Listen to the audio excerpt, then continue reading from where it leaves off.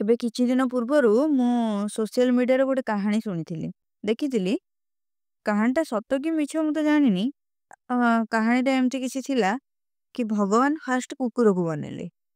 ଆଉ କୁକୁରକୁ କହିଲେ କି ତତେ ଯିବାର ଅଛି ପୃଥିବୀକୁ, ଆଉ ହେଠି କେବଳ ମଣିଷମାନଙ୍କ କବାଟ ପାଖରେ ତତେ ଭୋକିବାର ଅଛି। ଆଉ ତା ବଦଳରେ ତତେ ଖାଇବାକୁ ମିଳିବ। ଆଉ ସେଥିପାଇଁ କି ମୁଁ ତତେ 20 ବର୍ଷ ଦଉଛି। କୁକୁର କହିଲା, ଭଗବାନ ମତେ ଯଦି ଖାଲି ଯାଇକି ସେଠି ଭୋକିବାର ଅଛି, 20 ବର୍ଷ ନେଇ କଣ କରିବି? ଆପଣ କଣ କରନ୍ତୁ ନା ମତେ 10 ବର୍ଷ ହିଁ ଦିଅନ୍ତୁ। ସେଠୁ ଭଗବାନ କହିଲେ, ଚାଲ ଠିକ ଅଛି, ତୁ 10 ବର୍ଷ ହିଁ ବଞ୍ଚିବୁ। ତାପରେ ଭଗବାନ ମାଙ୍କଡକୁ ବନେଇଲେ। ମାଙ୍କଡକୁ କହିଲେ, ତତେ ପୃଥିବୀକୁ ଯିବାର ଅଛି, ଆଉ ସେଠି ତୁ କେବଳ ମସ୍ତି ମଜାକ କରିବୁ, ତତେ ଖାଇବା ପିଇବା ବି ସଫିସିଏଣ୍ଟ ମିଳିଯିବ। ଆଉ ସେଥିପାଇଁ ତତେ ମୁଁ 20 ବର୍ଷ ଦଉଛି, ତୁ ଯା ସେଠି ଆରାମ କରିବୁ ଆଉ। ମାଙ୍କଡ କହିଲା, ଯଦି ମଜାମସ୍ତି କରିବାର ଅଛି, ମୁଁ ଏତେ 20 ବର୍ଷ ତ ମୋ ପାଇଁ ବହୁତ ଲମ୍ବା ହେଇଯିବ। ଏତେ ନେଇ କଣ କରିବି? ଆପଣ ଗୋଟେ କାମ କରନ୍ତୁ, ମତେ 10 ବର୍ଷ ଦିଅନ୍ତୁ। ଭଗବାନ କହିଲେ, ଚାଲ ଠିକ ଅଛି। ତାକୁ ବି 10 ବର୍ଷ ଦେଇଦେଲେ। ତାପରେ ଭଗବାନ ଗୋମାତାକୁ ବନେଇଲେ। ଭଗବାନ ଗୋମାତାକୁ କହିଲେ, ତମକୁ ଯିବାର ଅଛି, ଗୋମାତାକୁ ବହୁତ ସାରା ପରିଶ୍ରମ କରିବାକୁ ପଡିବ ବୋଲି କହିଲେ। ବିଲରେ ଯାଇ କାମ କରିବାକୁ ପଡିବ, କ୍ଷୀର ଦେବାକୁ ପଡିବ, ଗୋମାତାକୁ ଏତେ ସାରା ସବୁ ସହିବାକୁ ପଡିବ। ସେଠୁ ଭଗବାନ ତାକୁ କହିଲେ, ତମକୁ 60 ବର୍ଷ ଦିଆହବ।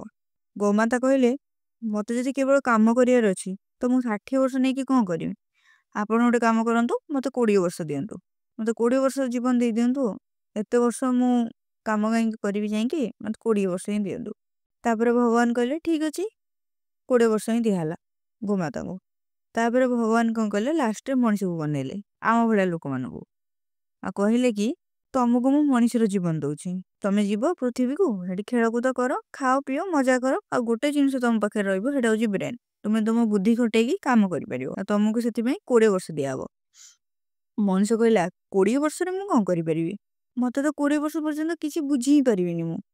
ଏତେ କମ ଏଜରେ ମୁଁ ବା କଣ କରିବି? ଭଗବାନ ସେଠୁ କହିଲେ, ଛାଡ, ଆୟୁଷ ତ ତମକୁ 20 ହିଁ ଦଉଛି, ହଉ ଆଉ କିଛିଟା ଏକ୍ସଟ୍ରା ଦିଆହବ, ଯୋଉଟା କି ଗାଈ, କୁକୁର, ମାଙ୍କଡ ଏମାନେ ଛାଡିଛନ୍ତି, ସେଇ ବୟସ ଗୁଡାକ ଦିଆହବ। ଭଗବାନ କଣ କଲେ ନା, ମଣିଷକୁ 20 ବର୍ଷ ଦେଲେ, ତାର ରେଷ୍ଟ 40 ବର୍ଷ ଗାଈର ବୟସକୁ ଦେଇଦେଲେ। ମାନେ ଦେଖନ୍ତୁ, ଯେମିତି ଆମେ ଜନ୍ମ ହେଲେ 20 ବର୍ଷ ପର୍ଯ୍ୟନ୍ତ ଘରେ ବାପା ମାଙ୍କ ବୟସରେ ଖାଇଲେ ପିଇଲେ ବୟସ କଲେ, ତାପରେ ବାକି 40 ବର୍ଷ ଆମକୁ ଗୋମାତାଙ୍କର ବୟସ ମିଳିଲା, ଯୋଉଟା କି ଘର ଗୃହସ୍ଥୀ ସମ୍ଭାଳିବାକୁ ପଡିବ, କାମ କରିବାକୁ ପଡିବ, ପୁରା ମେହନତ ଜବର କରିବାକୁ ପଡିବ। ତାପରେ ରେଷ୍ଟ 10 ବର୍ଷ ମିଳିଲା ମାଙ୍କଡର ଜୀବନ, ଯୋଉଟାରେ କି ଲୋକମାନେ ଘରେ ରହିବେ, ଟିକେ ମଜାମସ୍ତି କରିବେ, ଘର ପରିବାର ସହିତ ମିଶିକି ରହିବେ।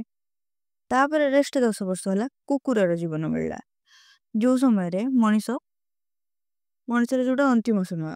ମଣିଷ ବାସ ଦୁଆର ମୁହଁରେ ବସିକି ଭୋ ଭୋ ହଉଥିବ, କିନ୍ତୁ କେହି ଶୁଣୁନଥିବେ ତା କଥା। ସେଇ ବୟସଟା, ସେଇଟା ହଉଛି କୁକୁରର ଜୀବନ ଆମକୁ ମିଳିଛି, ସେଥିପାଇଁ ଆମେ ଭୋ ଭୋ ହଉଛେ, ଅଥଚ କେହି ଶୁଣିବେନି ଆମର, ଯୋଉଟା କି ହଉଛି ବୃଦ୍ଧାବସ୍ଥା। ଏ କାହାଣୀଟା କେତେ ସତ କେତେ ମିଛ ମୁଁ ଜାଣିନି, ବାସ୍ ଦେଖିଥିଲି, ଆପଣମାନଙ୍କ ସହିତ ସେୟାର କରୁଛି। ଆପଣମାନେ କହିବେ ଆପଣଙ୍କ ମତାମତ କଣ ଏ କାହାଣୀକୁ ନେଇ।